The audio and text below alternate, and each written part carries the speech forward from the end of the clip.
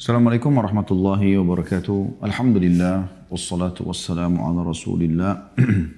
Segala puji dan puja kehadirat Allah Subhanahu wa taala, juga salawat dan taslim kepada Nabi besar Muhammad sallallahu alaihi wa ala alihi wa sahbihi wasallam. Saudaraku seiman, pada kesempatan ini kita akan membahas tema Islam agama damai. Tentu sebab pemilihan tema ini karena sekarang lagi ada fenomena yang sedang terjadi dan sedang marak di negara kita. Sebenarnya ini bukan kasus baru, tapi sudah terulang beberapa kali sebelumnya, di mana sebagian anak-anak muda yang menisbatkan diri pada Islam, mereka membom dan akhirnya mengatasnamakan Islam ataupun jihad.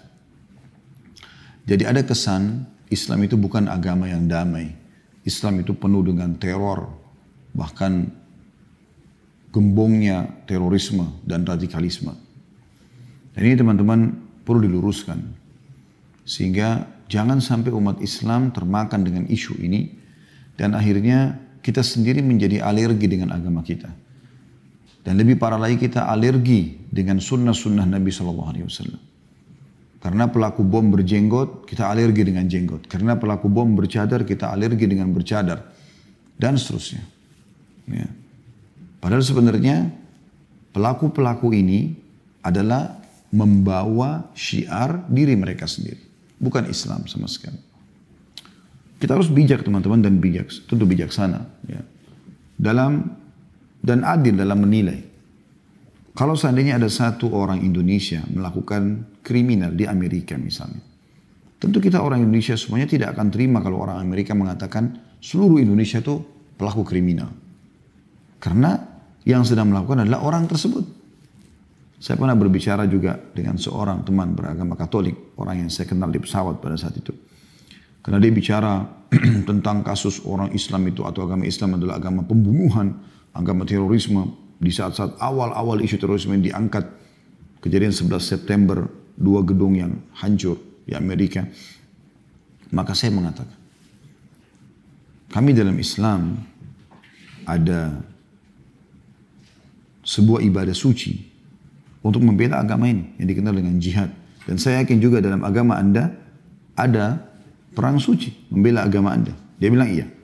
Baik, saya bilang, apakah Anda sebagai agama Katolik terima kalau seandainya ada satu orang Katolik yang melakukan pemboman misalnya atau apalah ya, sebuah kriminal dilakukan, lalu kemudian orang-orang mengatakan semua Katolik seperti itu? Dia jawab tidak. Maka saya mengatakan seperti itu juga. Kalau ada beberapa individu muslim yang melakukan perbuatan ini, atau perbuatan yang memang tidak baik, tidak mencerminkan Islam, tapi mencerminkan dia sendiri. Dia sedang memperkenalkan tentang diri dia. Keyakinan yang dia bangun di atas pondasi yang salah. Karena Islam teman-teman bukan agama teror, bukan terorisme, dan bukan juga mengajarkan radikalisme. Sama sekali. Mari teman-teman kita sama-sama membuka materi kita ini dengan membuka hati kita, pikiran kita. Di awal Ramadan ini kita meminta keberkahan kepada Allah SWT untuk merenungi seperti apa sebenarnya agama Islam itu. Kita akan coba lihat teman-teman sekalian ayat-ayat Al-Quran dulu yang menggambarkan tentang Islam. Anda bisa buka dalam surah Az-Zumar. Surah nomor 39 ya. Saya juga akan buka di handphone di aplikasi Al-Quran kita. Ayatnya ada di ayat 11. Tapi yang lebih tepat sebenarnya ayat 22 ya. Anda bisa lihat surah Az-Zumar. Surah nomor 39 ayat 22. Orang yang berstatus muslim ini, yang kita sekarang umat Muhammad SAW berstatus seperti itu, adalah orang yang mendapatkan petunjuk dari Sang Pencipta Allah. Langsung Pencipta langit dan bumi ini, orang Yahudi pun mengenalnya, orang Nasrani pun mengenalnya, yang kalau digabung Islam, Kristen dan Yahudi, kita akan menjadi penduduk mayoritas muka bumi ini. Hindu, Buddha dan yang lainnya ateis adalah persentasenya sangat kecil kalau kita gabungkan tiga. Dan tiga-tiga ini mengenal Tuhan, ada Tuhan namanya Allah. Hanya beda dalam mempersepsikan atau membatasi. Orang Yahudi membatasi sampai Nabi Musa saja, orang Isa sampai Nabi Isa saja. Kalau kita umat Muhammad SAW, semua kita imani Nabi-Nabi tersebut. Makanya predikat Islam ada pada kita. Orang Islam adalah orang yang mendapatkan petunjuk dari Allah Subhanahu Wa Taala. Yang Tuhan ini Allah sebenarnya diketahui oleh Yahudi dan Nasrani.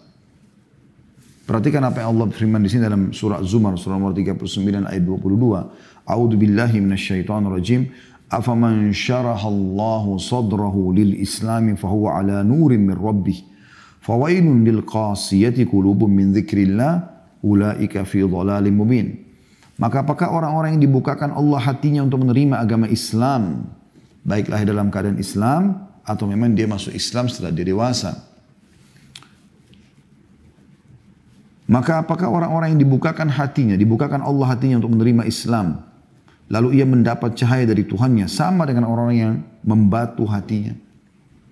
Maka kecelakaan yang besarlah bagi orang yang telah membatu hatinya untuk mengingat Allah, mereka itu dalam kesesatan yang nyata. Jadi Allah Subhanahu Wa Taala memastikan Muslim ini, orang Islam ini, yang menganut agama Islam, kalau dia ikuti ajaran Islam yang benar, karena Islam tidak akan pernah berubah selamanya. Dari awal diturunkan kepada Nabi Muhammad SAW sampai hari kiamat nanti akan sama. Yang halalnya, yang haramnya, yang wajibnya, yang sunnahnya, yang haramnya, yang makruhnya sama semua. Tidak akan berubah. Yang berubah adalah orang-orang yang belajar tapi bukan pada rel yang benar. Bukan dari sumber yang benar. Mereka autodidak misalnya, atau mereka belajar dari orang-orang yang dasarnya memang sesat. Nah ini semua berbahaya. Jadi dasarnya Islam itu adalah baik.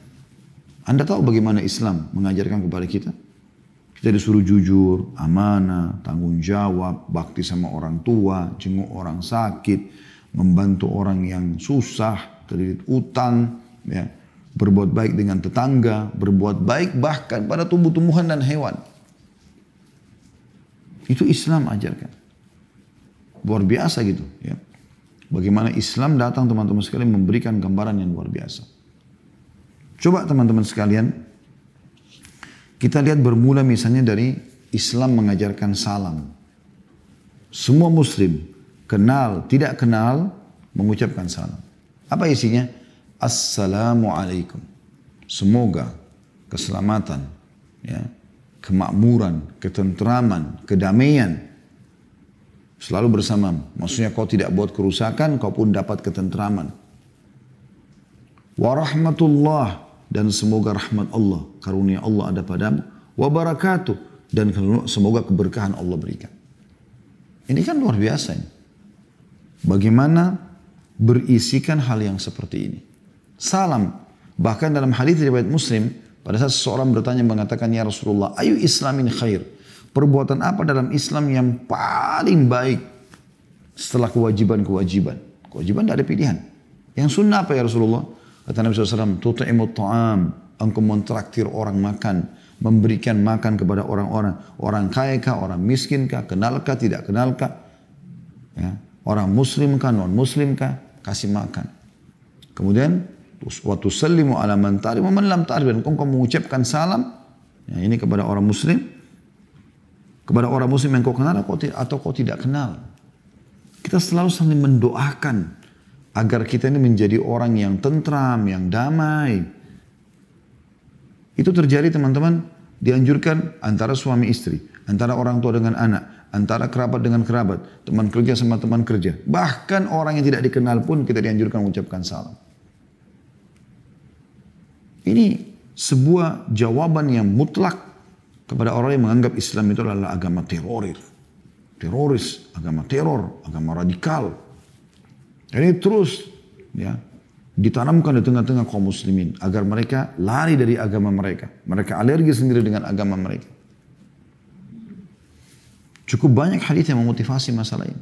Kata Nabi SAW, la tadkhulul jannata hatta tu'minu. Kalian tidak akan masuk surga sampai kalian beriman. Syarat masuk surga beriman.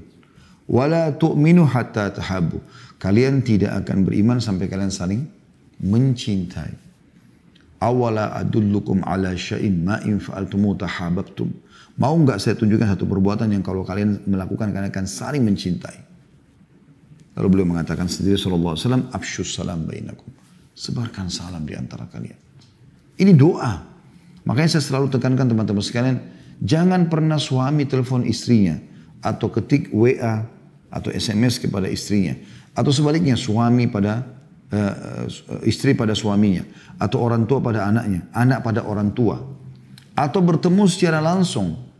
Orang tua, suami masuk ke kamar, masuk ke rumah, masuk ke kamar istrinya, istrinya masuk ke ruangan kerja suaminya, anak-anak masuk ke ruangan orang tua, kamar orang tuanya atau ruangan kerja orang tuanya, atau orang tua masuk ke kamar anak-anaknya, atau masuk ke ruang tamu, kecuali ucapkan salam. Kalau sehari kita ngobrol sama pasangan kita, sama orang tua kita, sama anak kita, sama teman-teman kita, sama siapapun, berapa banyak pahala yang kita dapatkan. Kata Nabi SAW pada seorang sahabat yang masuk ke dalam majlis beliau lalu mengatakan, Assalamualaikum.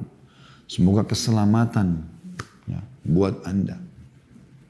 Ketentraman, kemakmuran. Artinya anda bisa menjadi orang yang menyebarkan ketentraman dan kedamaian itu.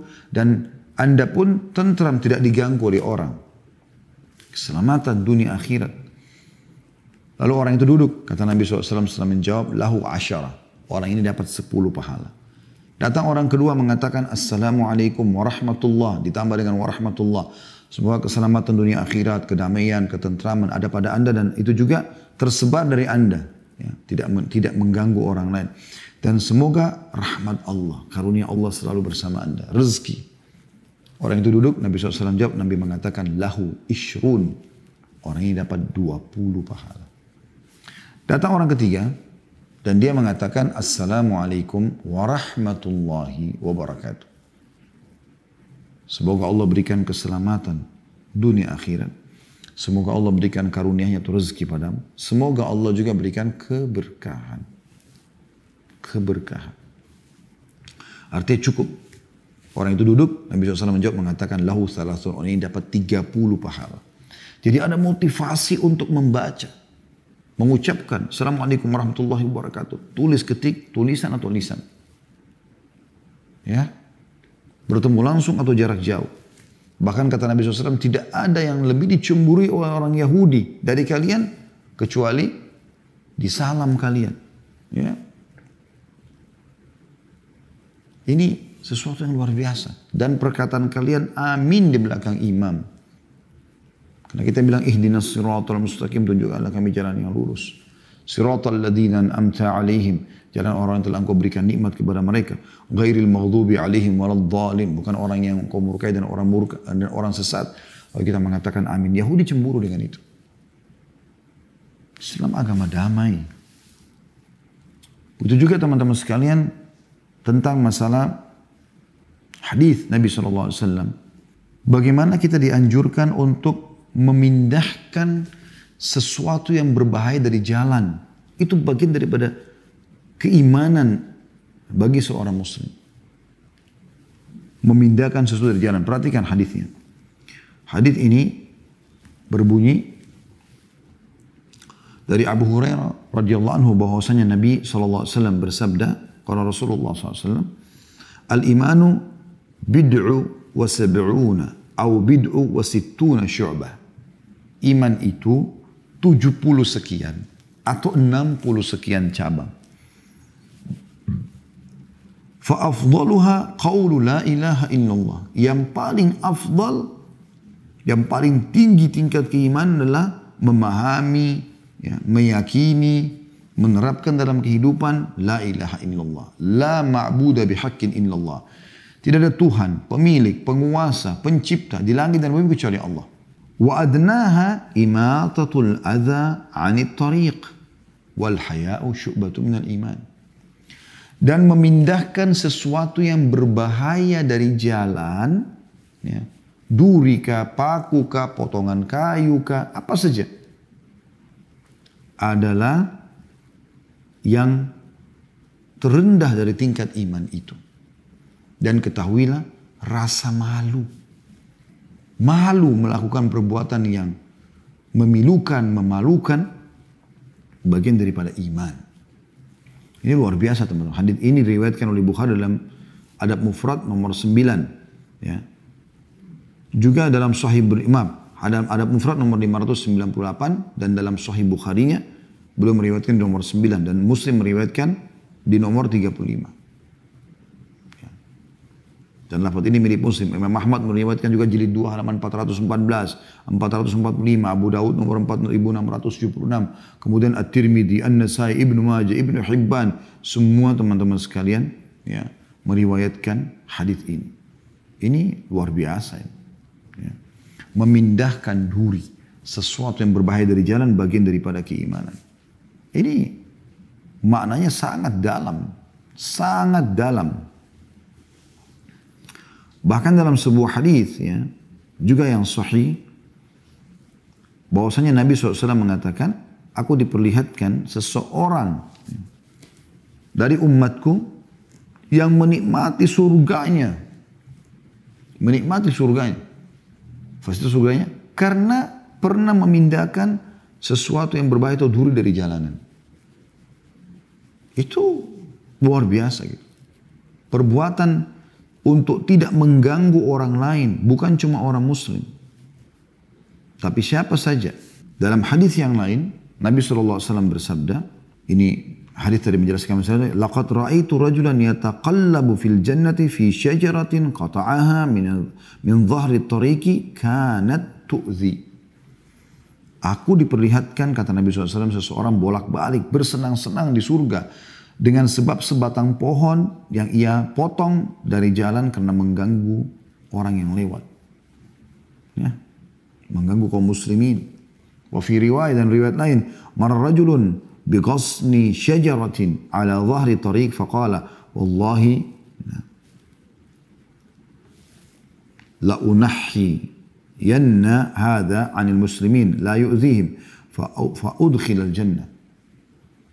Ada laki-laki yang melewati batang pohon yang berada di tengah jalan, mengganggu orang, nggak bisa lewat. Maka dia berkata, demi Allah saya akan menyingkirkan ini agar tidak mengganggu kaum muslimin. Maka dengan itu dia masuk ke dalam surga. Wa fi riwayah lahuma, dan riwayat juga ya, dari sama dari Bukhari Muslim. Bainama rajulun yamshi bi tariqin wajada ghasna syaukin wa ala tariq fa akharahu fa syakara Allah lahu fa ghafara lahu. Seseorang jalan di satu jalan, kemudian dia mendapatkan ada dahan berduri di jalan, atau duri yang di jalan, mendapatkan duri di jalan, lalu yang menyingkirkannya, kemudian Allah pun berterima kasih padanya dengan mengampuni dosa-dosanya. Itu kan luar biasa gitu. Ya. Luar biasa. Bagaimana Islam mengajarkan masalah ini teman-teman sekalian. Memindahkan duri, memindahkan sesuatu dari jalan. Supaya tidak ganggu orang lain.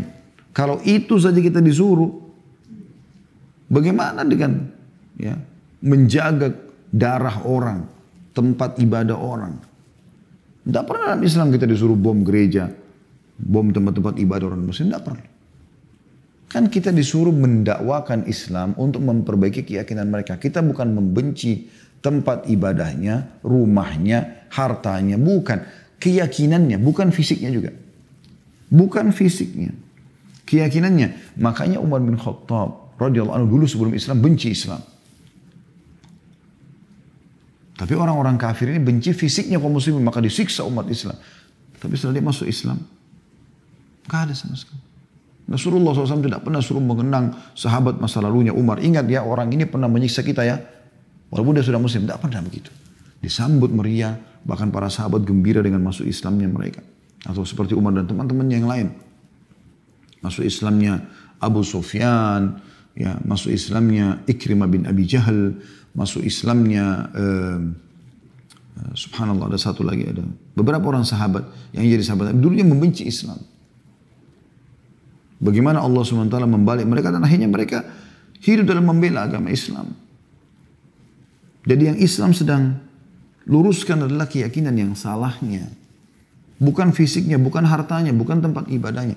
Nanti kalau dia dapat hidayah masuk Islam, dia akan tinggalkan sendiri semua itu. Harta haramnya, tempat ibadahnya yang salah, ritual ibadahnya yang salah, dia akan tinggalkan dengan sendiri. Begitu Islam datang teman-teman sekalian. Bukan dengan main bunuh sembarangan sana sini. Betul juga dalam hadis ini dikatakan, dan malu bagian daripada Islam, daripada iman. Sampai kata Nabi SAW, idza lam tastahi fasna ma syi'ta. Kalau kau sudah tidak malu lagi, buat apa yang kau mau, terserah. Islam datang mengajar rasa malu. Ya.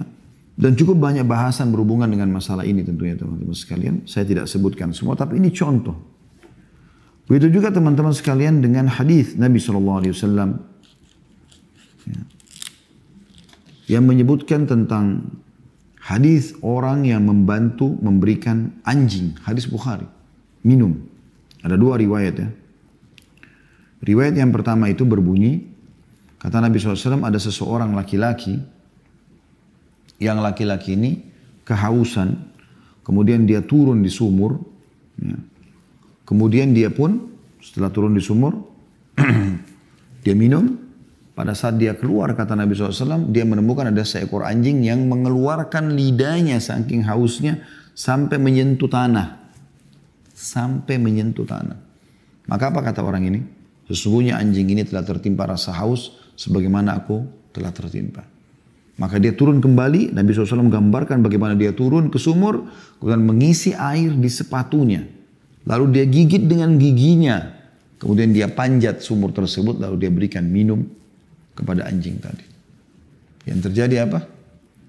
Nabi SAW mengatakan Allah pun berterima kasih padanya dan memasukkannya ke dalam surga. Atau riwayat lain kalau tidak salah mengampuni dosanya. Riwayat yang kedua adalah seorang pezina. Sama kasusnya, kehausan, minum di sumur, kemudian dia keluar, dia lihat anjing, lalu kemudian dia berikan minum. Ya. Lalu Allah memaafkan kesalahannya, lalu Allah masukkan dia ke dalam surga. Sampai sahabat bertanya, ya Rasulullah, apakah kami mendapatkan pahala dari hewan-hewan? Hewan, bukan manusia, hewan. Anda berikan minum, makan hewan, dapat pahala. Kata Nabi SAW, di setiap jenut nyawa ada pahala. Kita disuruh jaga itu teman-teman sekalian, mengejar pahala, bukan membunuh. Ya. Jadi ini yang dilakukan oleh anak-anak muda sekarang menamakan atas nama Islam. Ini bukan bagian dari Islam. Kita umat Islam berlepas diri dari itu semua. Setiap negara muslim pun memerangi mereka.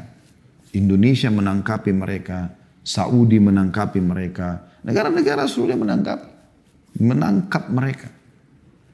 Karena bukan bagian daripada Islam. Para ulama mengingatkan, para dai mengingatkan tentang kesalahan mereka ini. Begitu juga teman-teman sekalian, cukup banyak hadis Nabi SAW yang menyebutkan bagaimana akhlak Islam. Coba renungi. Hadis selanjutnya adalah hadis riwayat Bukhari Muslim. Kata Nabi SAW, khairukum ahsanukum qadha. Sebaik-baik kalian adalah orang yang paling baik dalam membayar hutang. Artinya orang yang paling dicintai Allah, paling besar pahalanya, tinggi derajatnya. Orang yang kalau punya utang, lalu dia bayar. Dia bayar, dia kasih kepada orang. Jadi bukan sifat seorang muslim lari dari utang, matikan handphone. Bukan muslim itu. Bukan sifat Islam maksud saya. Islam agama yang benar. Anda utang, pada saat Anda butuh, anak Anda sakit, butuh ini, butuh itu, Anda merengek-rengek datang. Maka pada saat Anda juga harus membayarnya, tiba saatnya Anda jangan lari. Berikan itu. Bahkan diancam dalam Islam, kata Nabi SAW, kalau ada orang yang mati syahid, dan dia hidup lagi, dia terbunuh lagi, dia hidup lagi, terbunuh, dan kemudian ya, sampai 3 kali dia mati syahid, tetap belum diterima sama Allah selama dia masih punya utang sampai dibayar utang tersebut. Ada sangkutan sama orang, tidak boleh sakiti hati orang. Nggak boleh menipu orang. Itu Islam ajarkan. Begitu indahnya Islam itu. Begitu damainya. Supaya tidak terjadi keributan. Juga dalam hadis lain. Dari Abu Hurairah radhiyallahu anhu bahwasanya Rasulullah SAW waqafa ala unasin julus. Faqal. Beliau berdiri di tengah orang-orang yang lagi duduk. Lalu beliau berkata, ala ukhbirukum bi khairikum min syarrikum. Maukah aku tunjukkan, beritahukan kepada kalian sebaik-baik dan seburuk-buruk orang di antara kalian? Siapa orang paling baik, siapa orang yang paling buruk? Qala, Abu Hurairah berkata, fasakatu. Para sahabat diam. Faqalu, dzalika thalath marrat. Nabi SAW ulangi 3 kali. Mau enggak saya beritahukan kalian siapa orang baik, siapa orang buruk di antara kalian? Yang terbaik malah dan yang terburuk. Faqala rajul, bala ya Rasulullah, akhbirna bi khairina min syarrina. Maka setelah 3 kali Nabi SAW ulangi, seseorang berdiri mengatakan, ya Rasulullah, kami mau dengar siapa orang yang terbaik di antara kami dan siapa orang terburuk di antara kami. Qala khairukum man yurja khairuhu wa yu'manu syarruhu. Ya. Diriwayatkan Tirmidzi. Orang yang paling baik di antara kalian adalah orang yang selalu dirindukan kebaikannya. Karena kalau kita ketemu sama dia, senyum, ramah, dermawan, ya, mengalah, pemaaf. Itu orang yang paling baik di antara kalian. Di antara muslimin yang paling baik itu. Dan orang yang paling buruk, kata beliau SAW adalah justru orang yang keburukannya itu ya, dikhawatirkan atau membahayakan. Ya. Beliau mengatakan, maaf saya ulangi dulu, orang yang paling baik adalah orang yang selalu diharapkan kebaikannya dan terjaga keburukannya. Sementara orang yang paling buruk justru sebaliknya. Ditakuti ya, dan berbahaya bagi orang-orang. Itu sifat umat Islam. Mereka yurja khairuhu wa yu'man syarruhu. Diharapkan kebaikannya, dirindukan kedatangannya, karena tadi sifat-sifat baik sama dia. Dan juga orang aman dari dia. Tidak pernah merasa takut karena orangnya tidak akan mengganggu. Sampai ada kadang-kadang kita lihat orang saking baiknya, ya, orang mengatakan, oh kalau si fulan sih nggak bakal ganggu kita, si fulan sih nggak bakal sakitin kita, si fulan nggak bakal mengambil harta kita. Dititipkan harta kamu sama si fulan, oh saya percaya sama orang itu. Saking baiknya, nah itu muslim. Itu anjuran dalam Islam dan hadis ini hadis sahih diriwayatkan oleh Tirmidzi dan disahihkan oleh Albani dalam Sahihul Jami' nomor 2603. Juga dalam rumah tangga. Ya. Kekerasan dalam rumah tangga tidak ada dalam Islam. Bukan simbol Islam itu kalau ada muslim dan muslimah saling sihir, menyihir satu sama lain, suami istri saling pukul, memukul, saling menghardik, saling mencaci maki, mengekspos aib di medsos. Bukan sifat Islam. Dia individu. Islam tidak seperti itu. Apa kata Nabi SAW? Turungi dalam hadits Aisyah radhiyallahu anha. Beliau bersabda, khairukum li ahli wa ana khairukum li ahli. Orang yang paling baik di antara kalian, ya, yang paling layak untuk dihormati, ya, dijadikan teman, adalah seorang suami yang paling baik pada istrinya. Dan aku adalah orang yang paling baik pada istrinya. Itu juga sebaliknya, istri juga yang paling baik pada suaminya. Ya.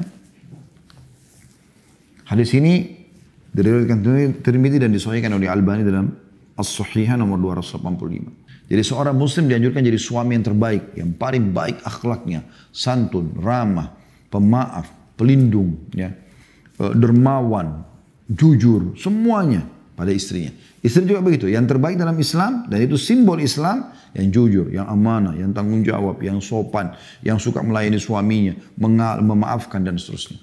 Itu Islam. Jadi kalau selain ini bukan bagian daripada Islam, dia pribadi. Gak boleh kita tarik kepada Islam. Karena Islam tidak akan pernah berubah. Tetap akan selalu agama yang terbaik. Kalau Anda pelajari Islam dengan benar teman-teman sekalian, semua yang baik-baik diperintahkan. Tadi saya sebutkan jujur, amanah, tanggung jawab, bakti sama orang tua, sedekah, senyum, bantu orang susah, jenguk orang sakit. Wah, semuanya, dan ada keutamaannya, ada fadilahnya. Dan semua yang buruk-buruk, mukul, gunjing, fitnah, curi, ya, apalah, mengganggu orang, membunuh tanpa alasan yang benar. Alasan yang benar itu seperti di medan perang, lagi berperang itu beda. Musuh harus dibunuh. Kalau tidak membunuh maka dia akan membunuh kita. Atau orang yang melakukan kriminal dan dihukum mati oleh pemerintah, itu beda.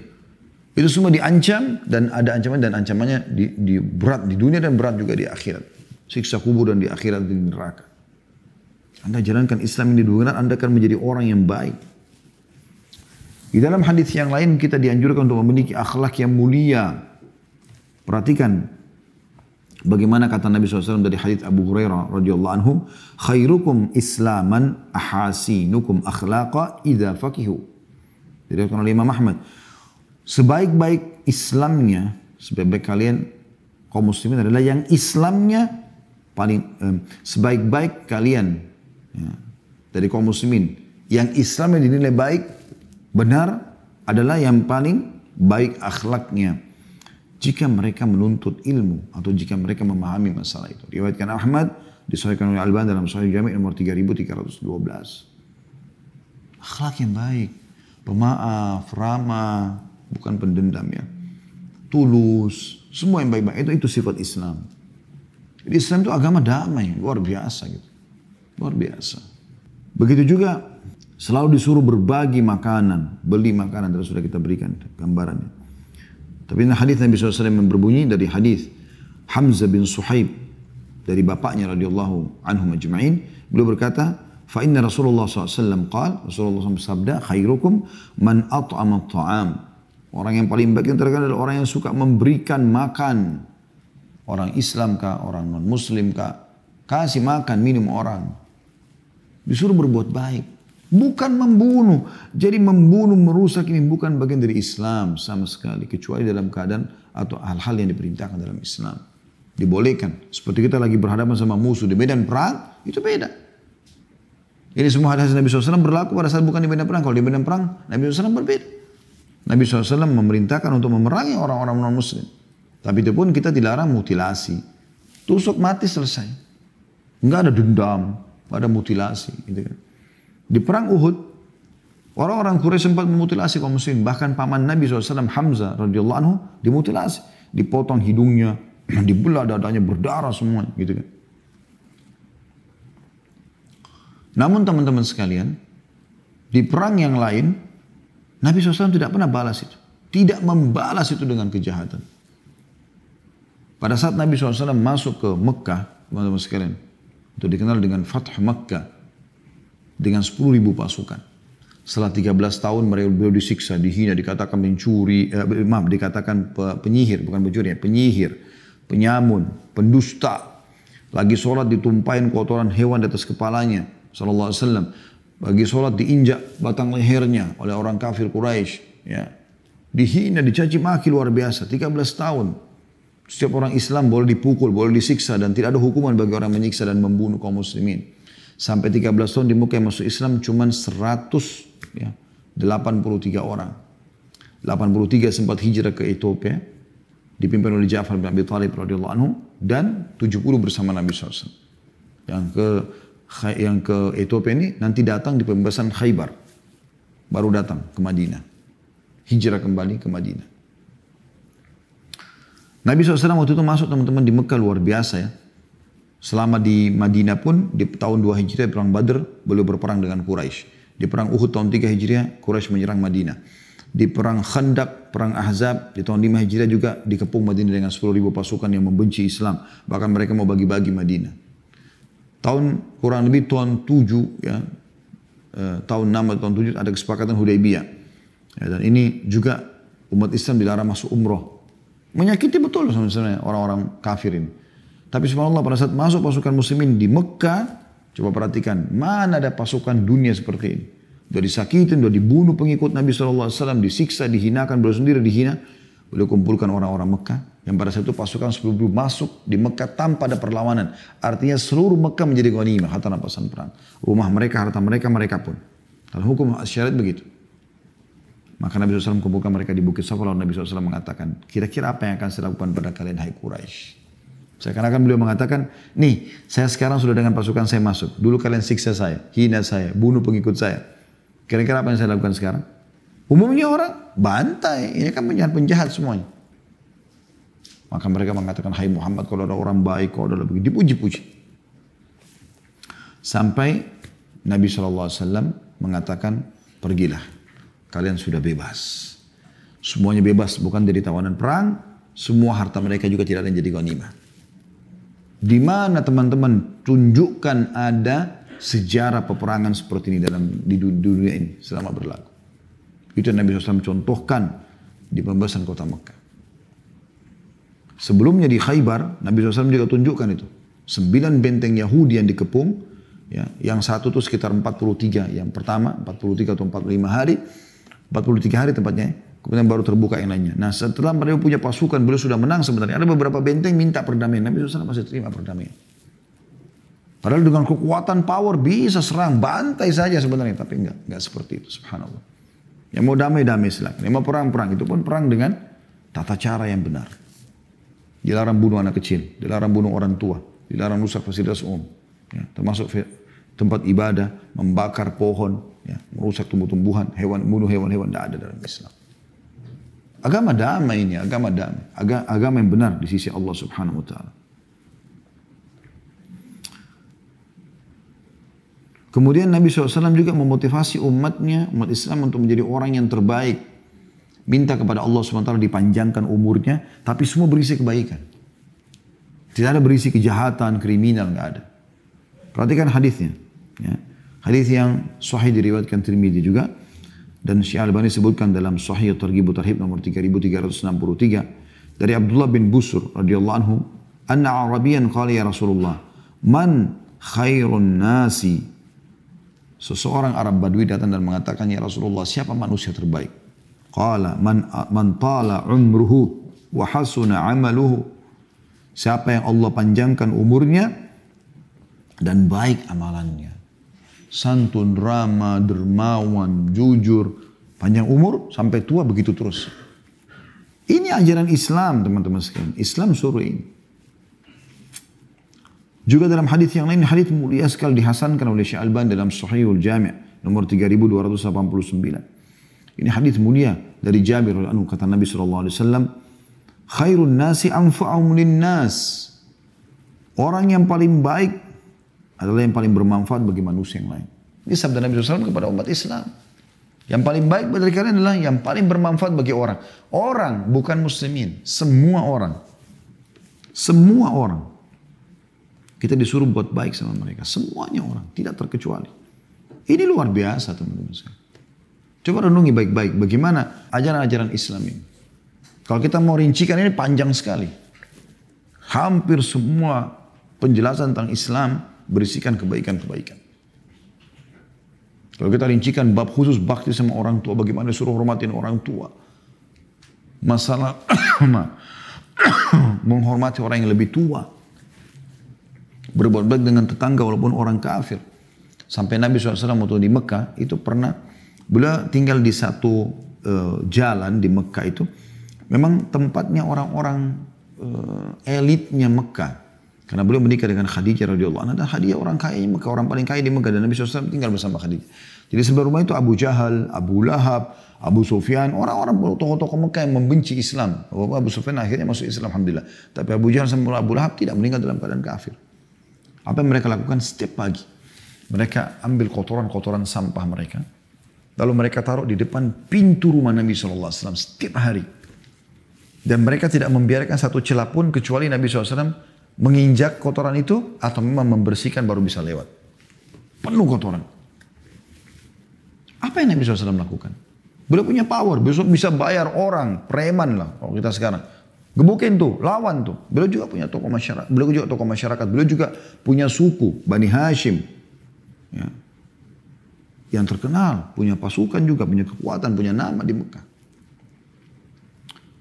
Beliau cuma sambil membersihkan sampah itu, beliau mengatakan, beginikah kalian bermuamalah dengan tetangga?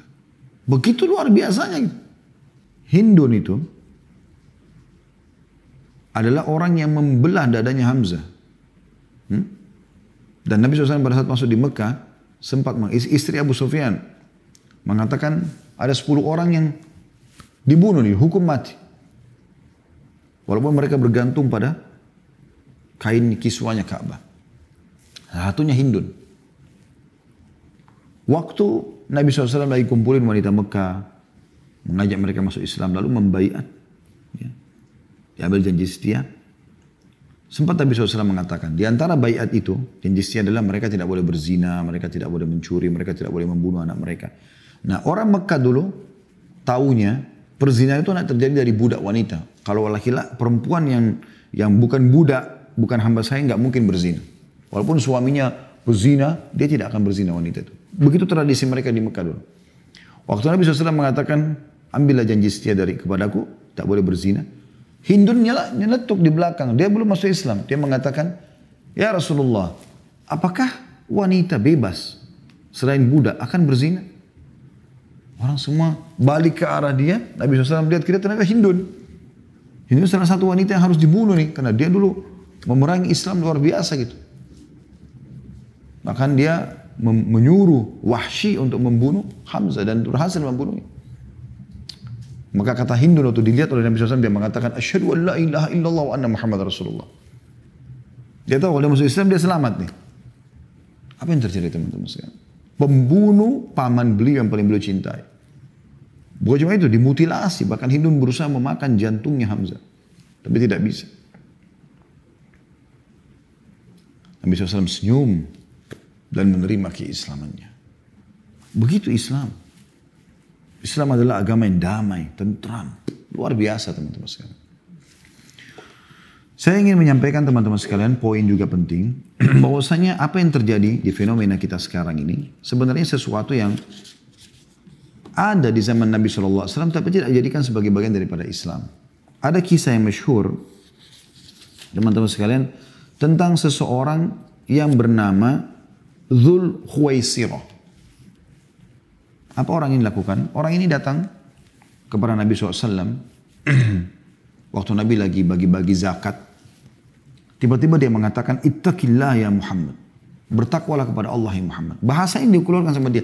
Para Nabi SAW, bahasa Ittaqillah ini kalau ada orang berbuat kesalahan besar, dikatakan takutlah kau sama Allah.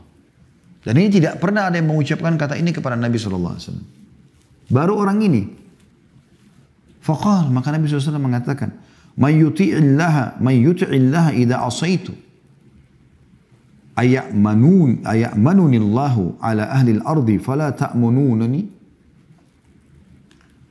Maka Nabi SAW mengatakan, siapa yang akan mentaati Allah kalau saya berbuat maksiat? Artinya bahasamu ini keras sekali ke saya.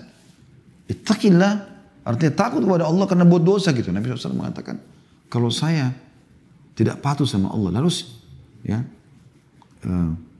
siapa yang akan taat pada Allah kalau saya bermaksiat? Apakah kata beliau sallallahu alaihi wasallam, Allah mempercayaiku, Allah saja mempercayaiku mengurus urusan manusia di muka bumi ini. Lalu kamu tidak percaya padaku? Ya. Pada saat pembagian zakat saja.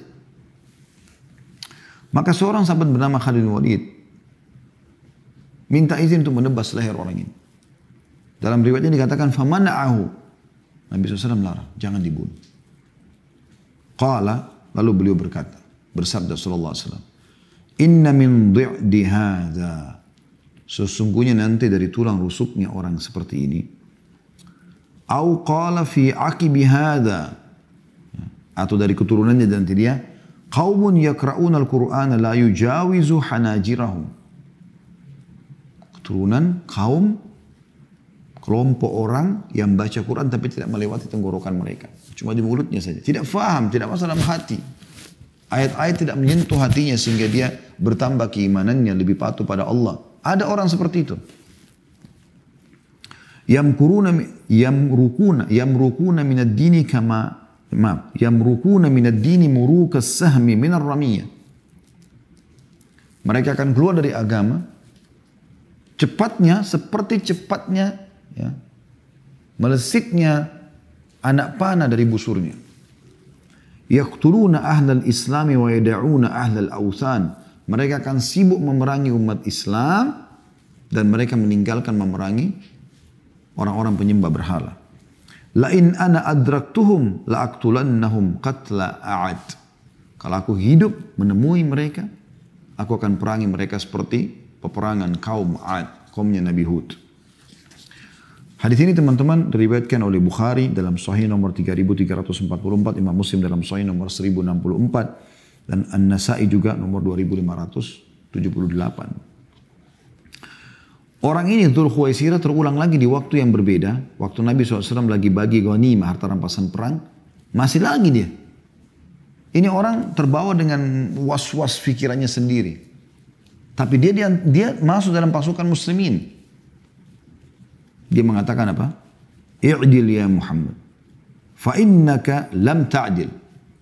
Dengan kasar, dengan keras dia mengatakan, hai Muhammad, adillah. Karena kau tidak adil. Padahal Nabi SAW lagi mengatur ghanimah, harta rampasan perang untuk dibagi secara adil sebenarnya. Orang ini was-was sendiri. Faqala wailak. Atau wailak. Kenapa kau ini, kata Nabi SAW. Wa man ya'dil ba'di idza lam adil. Siapa kira-kira akan adil kalau saya tidak adil? Saya ini sebagai utusan Allah, contoh. Faqala Umar, da'ni ya Rasulullah hatta adriba 'unuka hadzal munafiq. Umar mengatakan, ya Rasulullah, izinkan saya. Saya hanya ingin menebas lehernya orang ini. Udah 2 kali ini menghina Nabi SAW. Faqala Rasulullah SAW, maka Nabi SAW menjawab, anna hadha fi ashabi au usayhabi lahu. Orang ini dan beberapa teman-temannya, komunitasnya dia. Yaqra'una al-Qur'ana la yujawizu tarakihim. Mereka membaca Quran, tapi tidak sampai pada tenggorokan mereka. Cuma di mulut, tidak faham, tidak masuk dalam hati. Tidak direnungi, tidak difikirkan ayat itu. Yamruquna minad dini kama yamruqus sahmu minar ramiyah. Mereka akan keluar dari agama seperti keluarnya anak panah dari busur. Begitu cepatnya anak panah keluar, seperti itu mereka keluar dari agama. Hadis ini sahih riwayatkan Bukhari dalam Sahih nomor 6933, Muslim Ibnu Majah menyebutkan nomor 172, Imam Malik dalam Muwatta'nya nomor 1412, Imam Ahmad dalam Musnadnya nomor 14755, 14756, 14740 dan 11475. Ini semua hadis sahih. Lalu Nabi SAW berkembang waktu orang ini meninggalnya Nabi SAW dan pikiran terus bertambah, berjalan terus pemikirannya. Dan Nabi sudah ingatkan sebelum beliau meninggal. Saya khuruju fi akhir zamani qaumun ahdathul asnan. Akan keluar nanti di akhir zaman orang-orang yang masih muda-muda umurnya. Sufahaul ahlam. Pikirannya pendek. Yaquluna min khairi qaulil bariyah. Mereka akan mengucapkan perkataan-perkataan yang dianggap baik sebenarnya. Ya. Ini orang kafir, bunuh. Ini gereja, bom. Seakan-akan itu perkataan baik. Mereka tidak sama-sama kita bunuh saja. Seakan-akan itu baik, padahal sebenarnya tidak. Kata Nabi SAW, yaquluna min khairi qaulil bariyah. Mereka akan ucapkan perkataan yang dianggap baik. Mereka anggap benar. Yaqra'una al-Qur'ana la yujawizu hanajirahum. Mereka baca Quran tapi tidak sampai pada tenggorokan mereka. Yamruquna minad dini kama yamruqus sahmu minar ramiyah.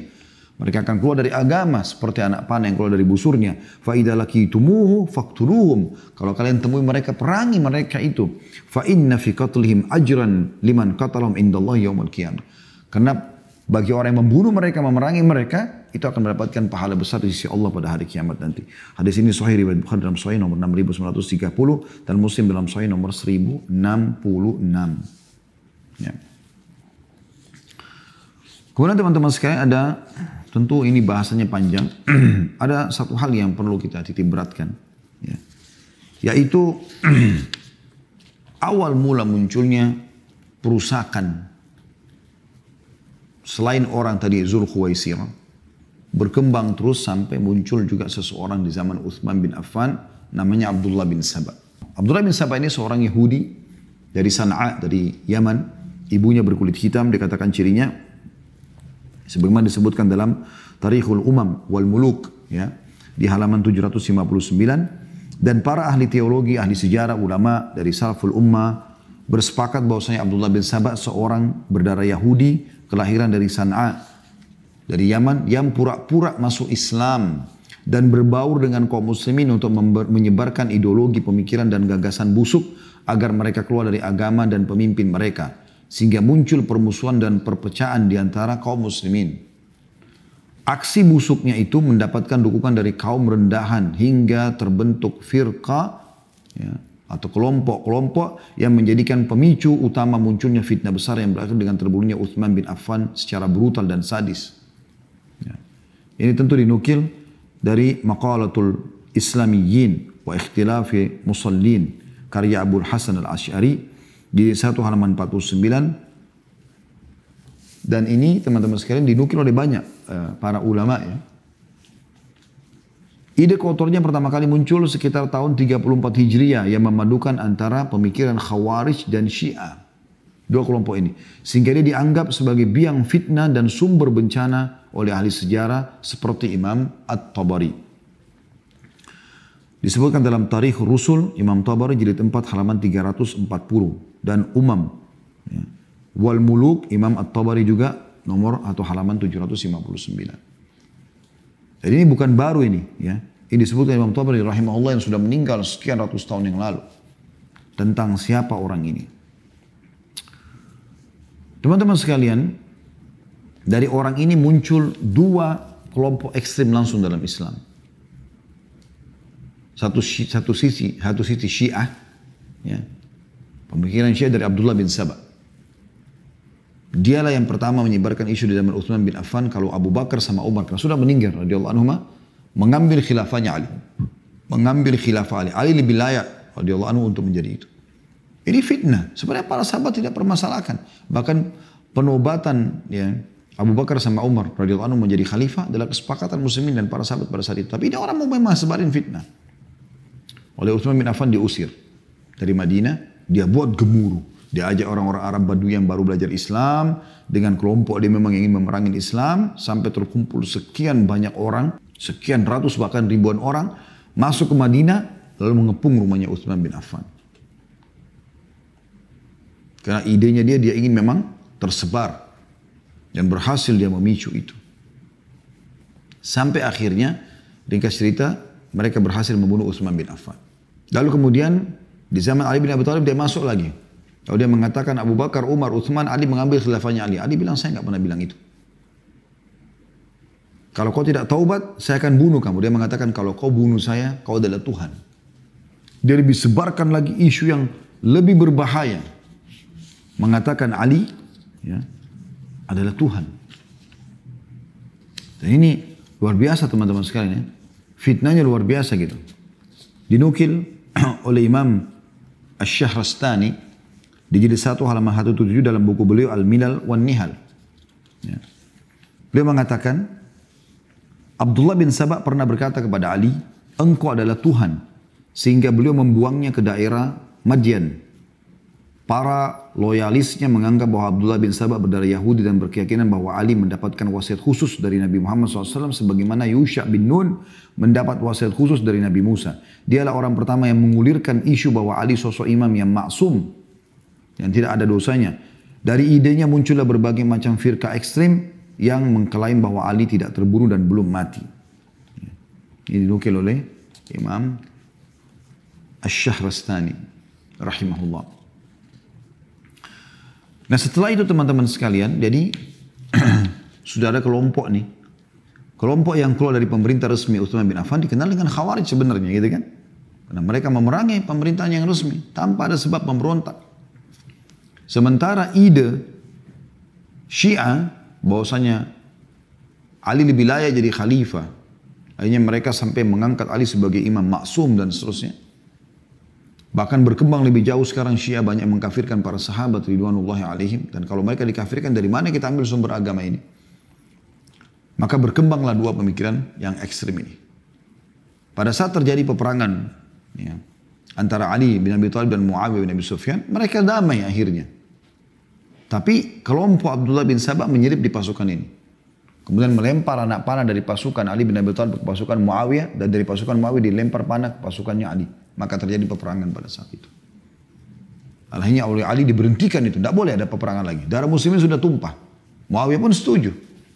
Muawiyah datang ke Siffin bukan untuk perang, tapi untuk meminta kepada Ali, tolong tangkap pembunuhnya Utsman bin Affan. Karena Utsman bin Affan adalah khalifah, dibunuh.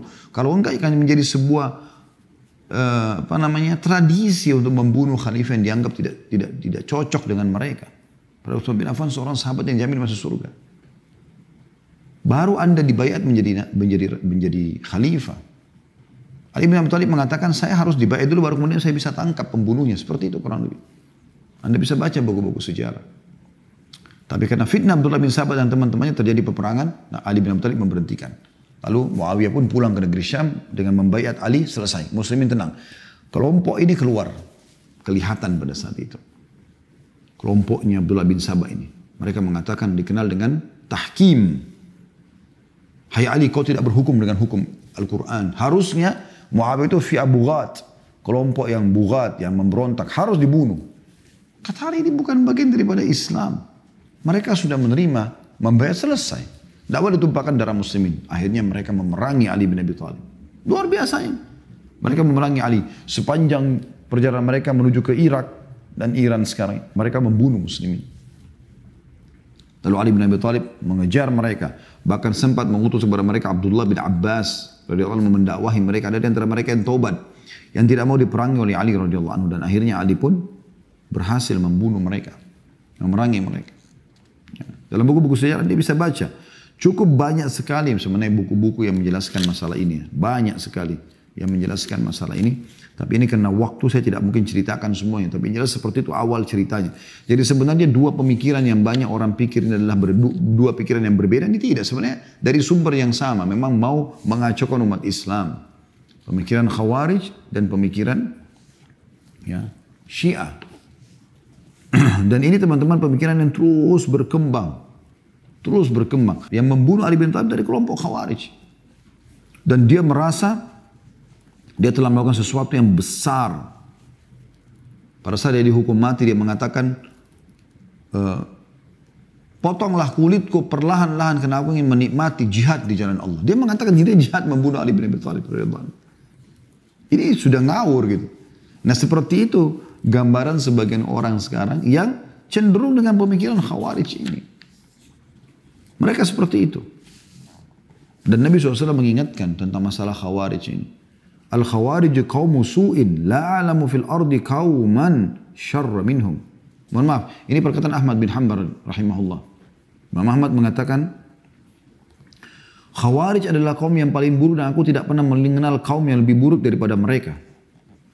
Dan Imam Ahmad mengatakan, ini dinukil dari kitab As-Sunnah ya, Imam Al-Khallal di jilid 1 halaman 145. Dan Imam Ahmad mengatakan hadis tentang Khawarij telah sahih dari Nabi SAW dan memiliki 10 jalur riwayat.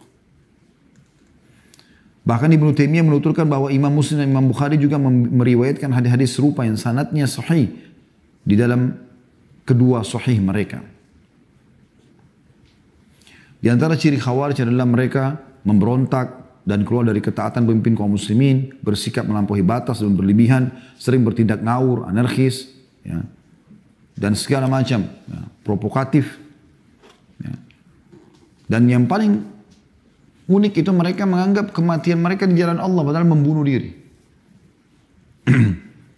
Membom di Bali beberapa waktu lalu dengan alasan ini bom orang kafir.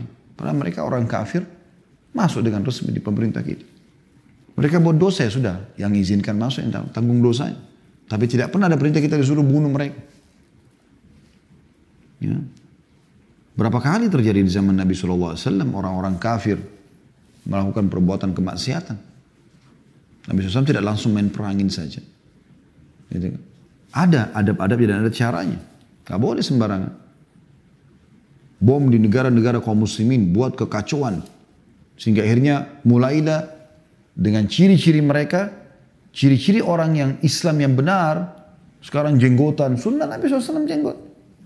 Orang yang tidak isbal celananya, karena sunnah Nabi SAW melarang untuk isbal laki-laki. Perempuan yang berjilbab besar atau cadar, karena Islam menyuruh itu.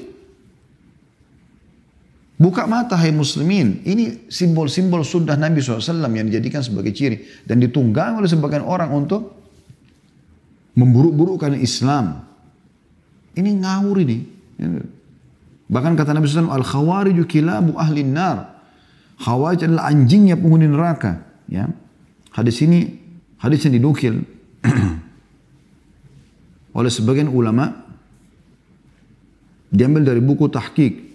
Mama, hadis yang sahih riwayat Ahmad, ya.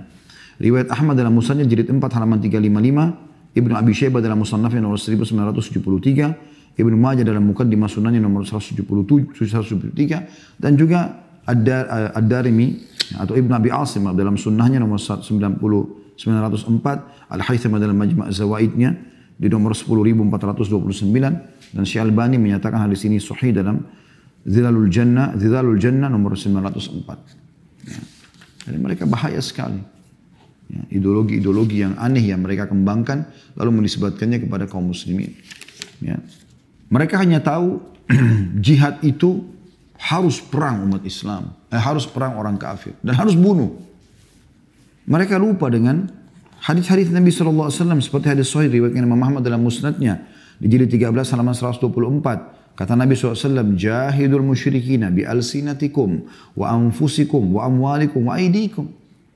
Perangilah orang-orang musyrik dengan lisan kalian. Tegakkan hujjah.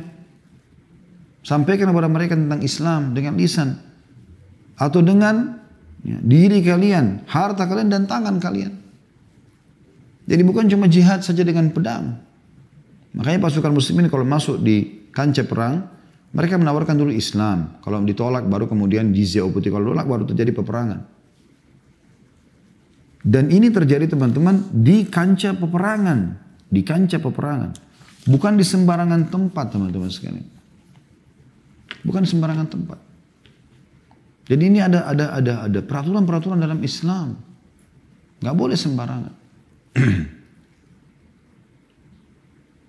Bagi orang-orang Yahudi yang tinggal di Madinah, Qainuqa, Nadir dan Quraidah, mereka boleh punya pasar, mereka punya benteng, bahkan mereka punya pasukan militer di Madinah pada saat itu. Nabi SAW buat kesepakatan akad sama mereka untuk menjaga Madinah sama-sama. Selama mereka tidak berkhianat, mereka tinggal di Madinah. Dan dari 3 suku Yahudi ini begitu adilnya Nabi SAW pada saat suku yang pertama buat masalah yaitu suku Qainuqa. Karena di pasar mereka ada satu wanita muslimah datang mau belanja di satu toko orang Yahudi. Lalu orang Yahudi ini mengolok-olok supaya menggoda muslimah itu untuk membuka cadarnya, membuka jilbabnya. Tapi karena ditolak, dicantolkan besi tajam di pakaiannya pada saat berdiri sobek bajunya, jadi terbuka auratnya. Maka mereka tertawakan itu. Ada satu muslim lewat, menghenuskan pedangnya lalu membunuh si pemilik toko tadi. Maka orang Yahudi di pasar keroyokin si muslim sampai mati terbunuh. Si perempuan ini muslim ini pergi ke masjid melaporkan kepada Nabi SAW. Saya dilakukan perlakuan seperti ini. Nabi SAW bentuk pasukan mengepung Qainuqa, hanya meminta siapa yang bunuh muslim di pasar itu tangkap, serahkan kepada kami. Karena mereka tidak mau, mereka malah sombong, mereka teriakkan syiar-syiar mereka, apa kau kira kami takut hai Muhammad? Sampai Nabi SAW mengepung mereka dan hanya mereka diusir dari Madinah pergi ke Khaybar. Tapi adilnya Nabi SAW, Nabi nggak pukul rata semua Yahudi, masih ada Nadir, masih ada Quraidah. Ya. Suku Nadir beberapa bulan setelah itu, dan Allah sebutkan dalam surah Al-Hashr, mereka berusaha untuk membunuh Nabi SAW. Ada seorang muslim membunuh satu orang non-muslim jauh dari Madinah. Lalu Nabi SAW ingin bayar dianya, dendahnya. Nah yang dekat sama suku itu adalah suku Nadir. Nabi SAW sendiri datang ke suku Nadir ingin bertemu dan ingin menitipkan dia untuk dibayarkan ke sana. Waktu Nabi SAW lagi nunggu, pemimpin mereka datang, Nabi SAW dulu dibawa sebuah rumah bersandar. Orang-orang Yahudi Nadir bilang apa? Tidak ada kesempatan membunuh Muhammad seperti sekarang. Siapa yang naik ke atas rumah, lemparin batu. Bunuh dia. Ada satu orang mengatakan saya. Lalu datang wahyu kepada Nabi SAW mengatakan bahwasanya Jibril menyampaikan di atas rumah itu ada orang Yahudi mau bunuh kamu dengan batu. Nabi SAW berdiri lalu pergi. Tanpa bicara dengan Abu Bakar, Umar, ada di situ bersama beliau radhiyallahu anhu majma'in dan beberapa sahabat. Karena lama menunggu mereka bingung. Nabi SAW tidak kembali nih kemana? Mereka pulang. Kaget pasti di masjid Nabi SAW sudah bentuk pasukan. Kenapa ya Rasulullah? Tadi begini kejadiannya. Maka dikepunglah benteng Nadir. Bukan langsung diperangi ya. Diminta itu yang di atas rumah yang mau membunuh, yang melempar batu tadi. Mereka tidak mau beri, mereka sombong, mereka angkat lagi, sebarkan lagi teriakkan ya. Syiar-syiar mereka, apa kau pikir kami takut hai Muhammad? Kami akan memerangimu, kami akan melawanmu dan seterusnya. Sampai Nabi SAW kepung mereka, Allah masukkan rasa takut dalam hati mereka, mereka tinggalkan. Akhirnya Madinah dikepung. Mereka ke Khaybar. Tapi adil Nabi SAW, Nabi tidak usir juga Quraidah. Sampai Quraidah berkhianat di perang Khandaq. Begitu muamalahnya Nabi SAW. Sama orang kafir. Yang tidak buat masalah, tidak boleh diganggu. Makanya Nabi SAW mengatakan dalam hadis Bukhari, Man qatala mu'ahadan lam yari raihatal jannah. Siapa yang membunuh seorang mu'ahad, orang kafir di bawah kesepakatan damai dengan muslimin, maka tidak akan mencium bau surga.